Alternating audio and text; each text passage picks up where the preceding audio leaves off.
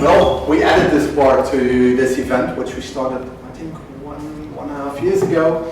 And the thing is that when you look at entrepreneurship and when you look at the SDGs, you basically want, when we keep on the trajectory that we're on now, we won't make it.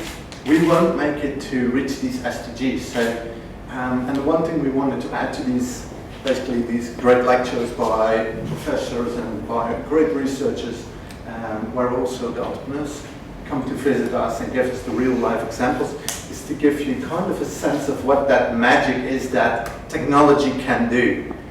And that technology can speed up things, and that technology and innovation can actually make, get these goals, and when we talk about measuring stuff, get an exponential way of fast speeding up things. And what we did is, this is going to be what I'm going to be here every month, and this is basically what I'm going to talk about. It's a list we made out of a whole lot of lists published in magazines, on internet pages with the top 10, the top 20 technologies to watch out for, the next 8 disruptive technologies to emerge. So it's not an official list. It's not like the SDGs, but this was basically just made up by a couple of my colleagues. Some overlap, some are dependent on one another. But what I want to show is the power of innovation and the power of technology combined with how they can bring these SDGs within reach. And the funny thing is that when you think of something like this, then you think, oh, I get to talk about like the SDGs, and let's pick one, let's pick food security, or let's pick climate change. And no, I get to start to talk about how innovation contributes to innovation. So I'm basically like, it's basically a loop. The one thing that always strikes me is that Peter Wollard, who gave the first entrepreneurship lecture, SDG edition, he always talks about, well, the numbers and the order of the SDGs don't mean anything. But the funny thing is that this SDG 9, innovation, which is basically a means to an end, you need innovation to reach the goals, is right in between the other 16. It had 8 SDGs in front of it and 8 after it. So I always think of it kind of, well, there is no symbolism, there is kind of a symbolism of to have this tool in your toolbox of innovation, to have it in the middle of all the goals you want to reach. It's basically the lever which can get things moving when you talk about the SDGs. So, and what's the impact? What's the great, and this is the horse manure, not horseshit, but horse manure I wanted to talk about. This is 1894, and in London they were afraid because everybody was moving to London, and they were afraid, like, if this is going on like this, if this is going to continue like this, we'll be like this high in horse shit within 50 years. They did the math, they got the data, and they were like, okay, when we look at how much horse shit there's here now, when everybody's keep coming to the cities and we're going to keep moving stuff and look for efficient ways to move it on horse carriages, we'll be up to our knees in horse shit in 50 years. This is a problem. We should think of a way to get rid of the horse shit. Well, little did they know that within 50 years, only tourists were only going around town in horses. The rest of it was being transported by trucks, and technological innovation basically solved the problem. Next one I want to talk about is, okay, when we talk about horses, when we talk about cars and trucks going around, I want to go next level. I want to go teleportation. Like, if we're aiming to use innovation, and if we're going to look at the power of innovation and technology to solve these problems, let's go all the way. Let's go Star Trek, and let's go beam me up, Scotty. We need teleportation, because transport is only it's polluting, it's inefficient, we don't know where we're going and stuff like that. So And I think we can agree it's like a dream, right?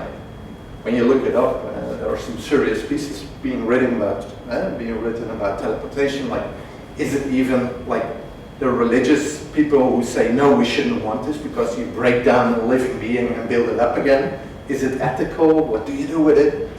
But basically, when you look at it, we already do it. And this is like something, think about that up till now, up till very recently, if we wanted to bring something to someone, somebody of us had to go along with it. You need a truck driver to go with it, and now we have robotics, so you can still make the ship, but we can actually teleport things now. This is an astronaut. She went to space, to a space station, and at one point she needed, she broke her finger, and she needed a little stunt for the finger. And you can get another astronaut down, and I think they're in Houston or something, and you can get that astronaut and you say, okay, we get it here from the supply closet of the hospital, and you get it with the astronaut on the space shuttle. The space shuttle goes there, give her the little stunt for her finger, and you have it. And what did they do? On the space station, they have a 3D printer. And what did they do? They just sent them, without anybody having to go along with it, they just sent the code to print the little thing that could go around the finger. We are actually able right now to teleportation. We can do it. We can send stuff to the other side of the world, and this thing is powered by solar power, so you don't need fuel for it. And we can actually send stuff to the other side of the world without using horses, without people to get along with it. And not only can we send just stuff in bulk, we can send exactly the stuff that fits around her broken finger. And that is the power of technology, and that is going to make it able to do these kinds of things. Well, I don't know, I didn't. True? No. And I want to talk about two more examples of how do we use this tool then, and what's important in this. And business is important in this. Business is important in this because they have one of the biggest repositories, I think the biggest repositories of technological intellectual property. Business is important in this because we want them to work together in private-public partnerships.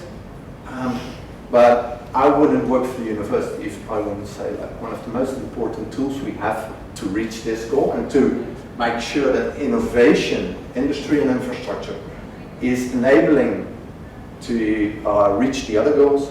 And then I have two examples. And the first one is Marktplaats 021.